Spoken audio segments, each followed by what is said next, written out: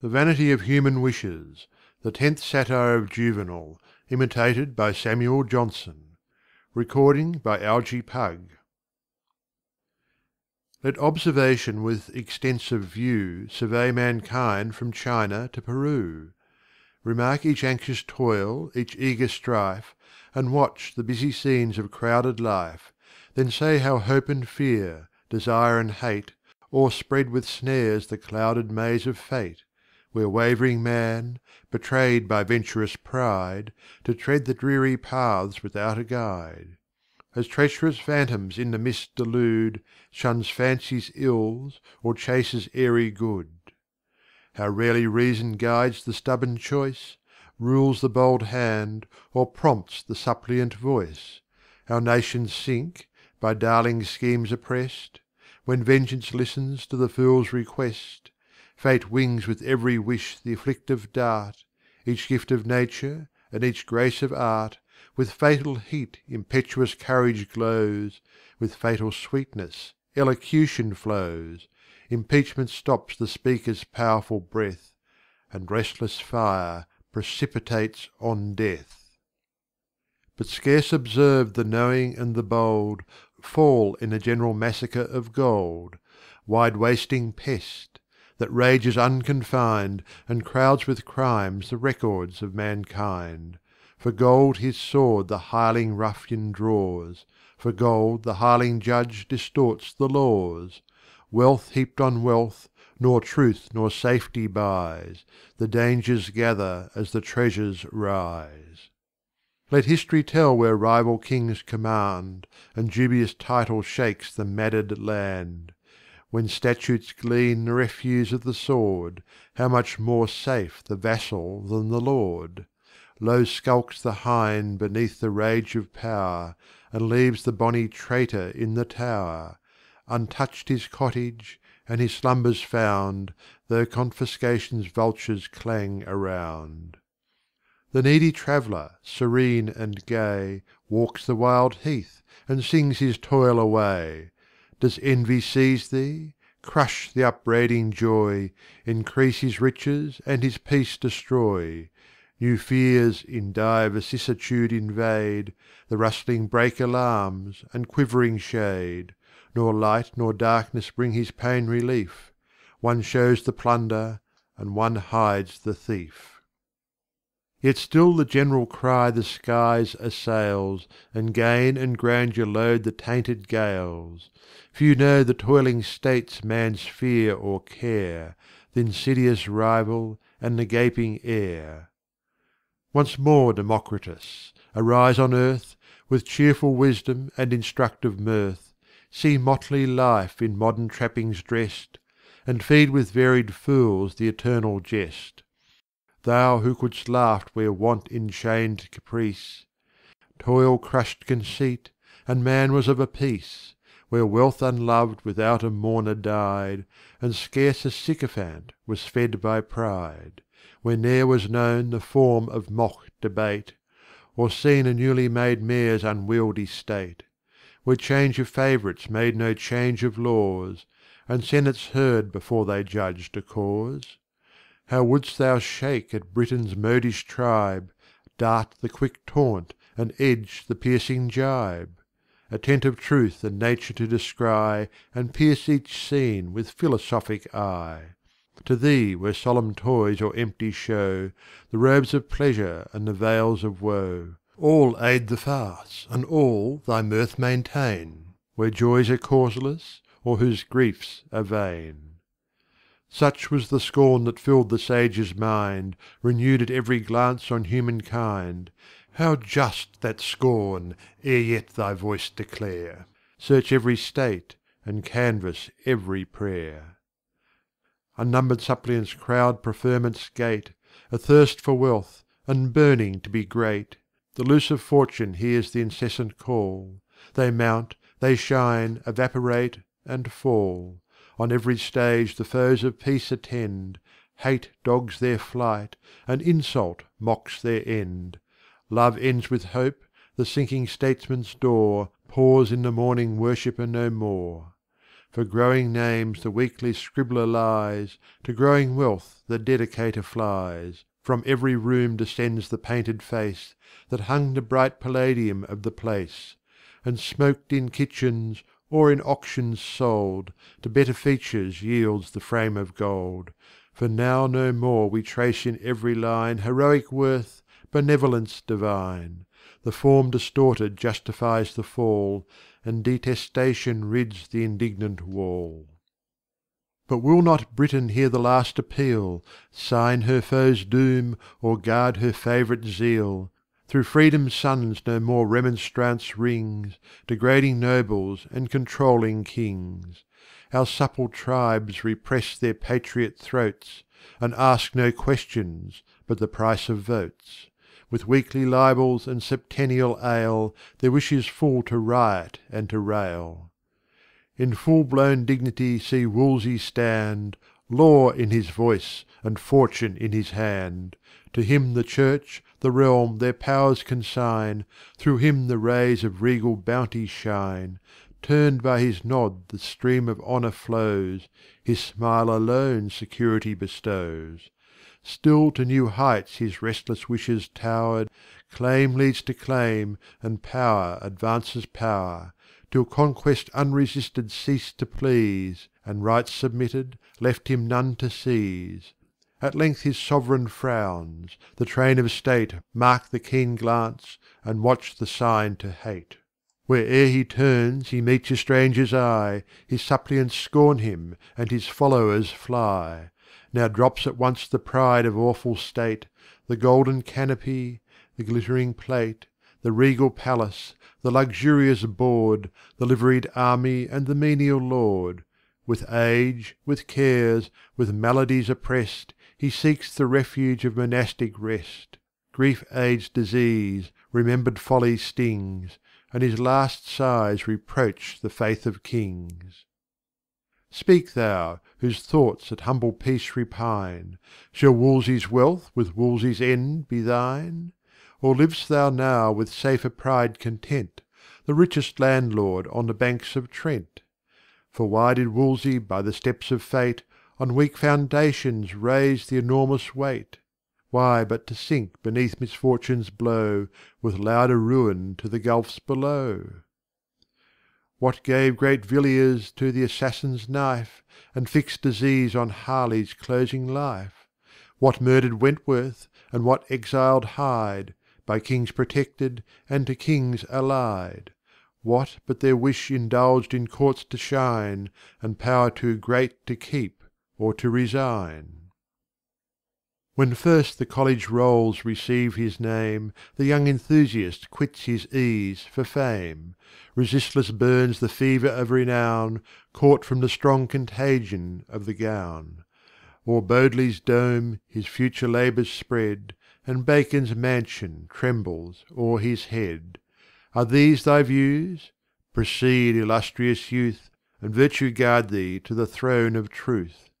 Yet should thy soul indulge the generous heat, Till captive science yields her last retreat.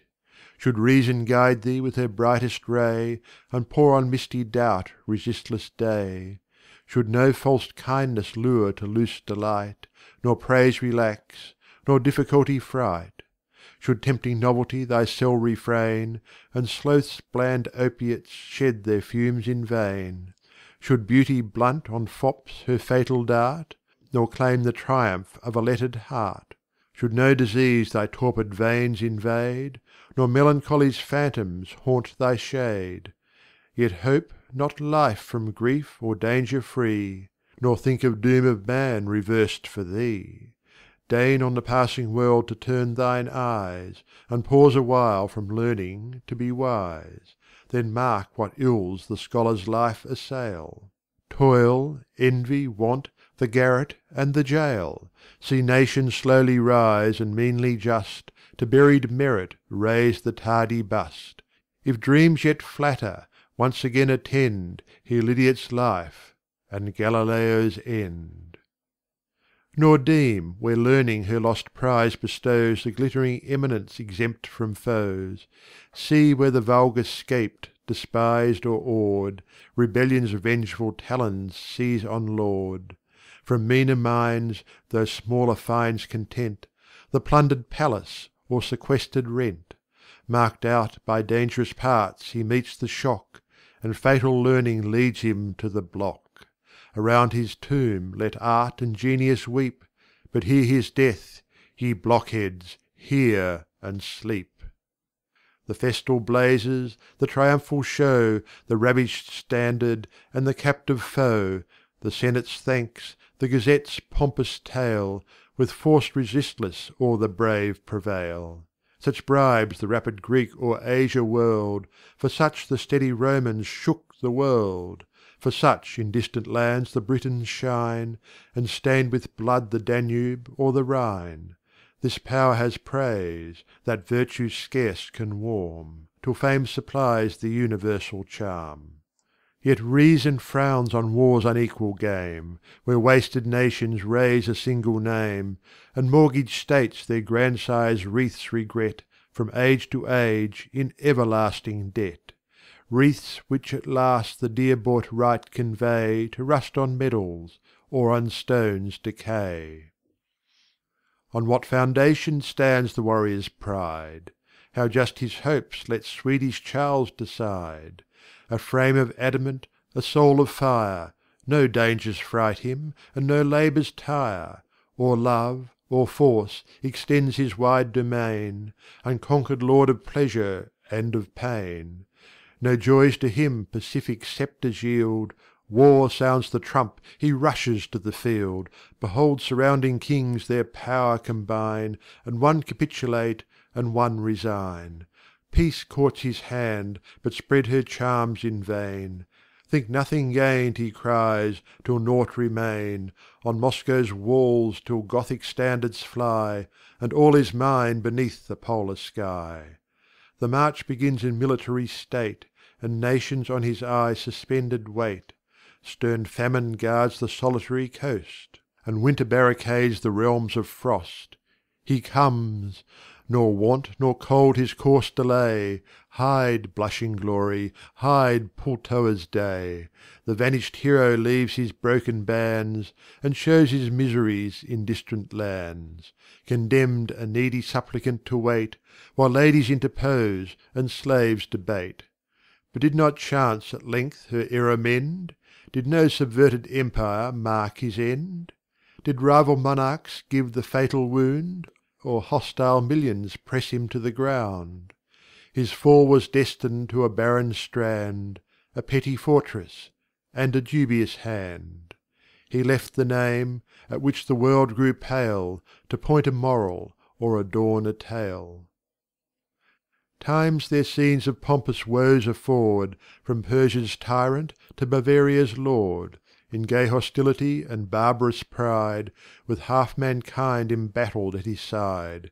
Great Xerxes comes to seize the certain prey, And starves exhausted regions in his way. Attendant flattery counts his myriads o'er, Till counted myriads soothe his pride no more. Fresh praise is tried till madness fires his mind. The waves he lashes, and enchains the wind. New powers are claimed, new powers are still bestowed, Till rude resistance lops the spreading god. The daring Greeks deride the martial show, And heap their valleys with the gaudy foe. The insulted sea with humbler thoughts he gains. A single skiff to speed his flight remains. The encumbered oar scarce leaves the dreaded coast, Through purple billows and a floating host. The bold Bavarian in a luckless hour Tries the dread summits of Caesarean power, With unexpected legions bursts away, And sees defenceless realms receive his sway. Short sway! Fair Austria spreads her mournful charms, The Queen, the Beauty, sets the world in arms. From hill to hill the beacon's rousing blaze Spreads wide the hope of plunder and of praise. The fierce Croatian and the wild Hussar, And all the sons of ravage crowd the war. The baffled prince in honor's flattering bloom Of hasty greatness finds the fatal doom. His foes' derision and his subjects' blame, And steals to death from anguish and from shame. Enlarge my life with multitude of days, in health, in sickness, thus the suppliant prays, hides from himself his state, and shuns to know that life protracted is protracted woe. Time hovers o'er, impatient to destroy, and shuts up all the passages of joy. In vain their gifts the bounteous seasons pour, the fruit autumnal and the vernal flower. With listless eyes the dotard views the store, he views, and wonders that they please no more. Now pall the tasteless meats and joyless wines, and luxury with sighs her slave resigns. Approach, ye minstrels, try the soothing strain, and yield the tuneful lenitives of pain. No sounds, alas, would touch the impervious ear, though dancing mountains witnessed Orpheus near. Nor lute nor lyre his feeble powers attend, nor sweeter music of a virtuous friend, but everlasting dictates crowd his tongue, perversely grave, or positively wrong. The still returning tale and lingering jest perplex the fawning niece and pampered guest, while growing hopes scarce awe the gathering sneer, and scarce a legacy can bribe to hear. The watchful guests still hint the last offence, the daughter's petulance, the son's expense. Improve his heady rage with treacherous skill, and mould his passions till they make his will. Unnumbered maladies each joint invade, laid siege to life and press the dire blockade. But unextinguished avarice still remains, and dreaded losses aggravate his pains. He turns, with anxious heart and crippled hands, his bonds of debt and mortgages of lands, or views his coffers with suspicious eyes, unlocks his gold and counts it till he dies. But grant the virtues of a temperate prime, blessed with an age exempt from scorn or crime, an age that melts in unperceived decay, and glides in modest innocence away, whose peaceful day benevolence endears, whose night congratulating conscience cheers, the general favourite as the general friend. Such age there is, and who could wish its end? Yet e'en on this her load misfortune flings, to press the weary minute's flagging wings. New sorrow rises as the day returns. A sister sickens or a daughter mourns. Now kindred merit fills the fable bier, now lacerated friendship claims a tear. Year chases year, decay pursues decay, still drops some joy from withering life away. New forms arise and different views engage, superfluous lags the veteran on the stage, till pitying nature signs the last release, and bids afflicted worth retire to peace. But few there are whom hours like these await, who set unclouded in the gulfs of fate. From Lydia's monarch should the search descend, by Solon cautioned to regard his end. In life's last scene what prodigies surprise, fears of the brave, and follies of the wise? From Marlborough's eyes the streams of dotage flow, and swift expires a driveller and a show. The teeming mother, anxious for her race, begs for each birth the fortune of a face. Yet vain could tell what ills from beauty spring, and sadly curse the form that pleased a king. Ye nymphs of rosy lips and radiant eyes, whom pleasure keeps too busy to be wise, whom joys with soft varieties invite, by day the frolic, and the dance by night, who frown with vanity, who smile with art, and ask the latest fashion of the heart. What care, what rules your heedless charms shall save, each nymph your rival, and each youth your slave? An envious breast with certain mischief glows, and slaves, the maxim tells, are always foes. Against your fame with fondness hate combines, the rival batters, and the lover mines. With distant voice neglected virtue calls, and less heard unless the faint remonstrance falls. Tired with contempt, she quits the slippery rein, and pride and prudence take her seat in vain. In crowd at once, where none the past defend, the harmless freedom and the private friend. The guardians yield, by force superior plied, by interest, prudence, and by flattery pride. Here beauty falls betrayed, despised, distressed, and hissing infamy proclaims the rest. Where then shall hope and fear their objects find? Must dull suspense corrupt the stagnant mind? Must helpless man, in ignorance sedate, Swim darkling down the current of his fate? Must no dislike alarm, no wish arise, No cries attempt the mercies of the skies? Enquirer, cease; petitions yet remain, Which Heaven may hear, nor deem religion vain. Still raise for good the supplicating voice, But leave to Heaven the measure and the choice. Safe in His power, whose eyes discern afar The secret ambush of a specious prayer. Implore His aid, in His decisions rest, Secure whate'er He gives the best. Yet with the sense of sacred presence pressed, When strong devotion fills thy glowing breast, Pour forth thy fervours for a healthful mind, Obedient passions, and a will resigned; For love which scarce collective man can fill, For patience, sovereign o'er transmuted ill; For faith, that panting for a happier seat, Thinks death kind nature's signal of retreat.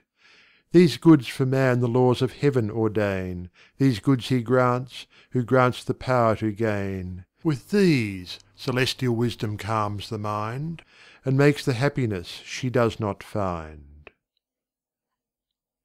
End of the Vanity of Human Wishes, by Samuel Johnson.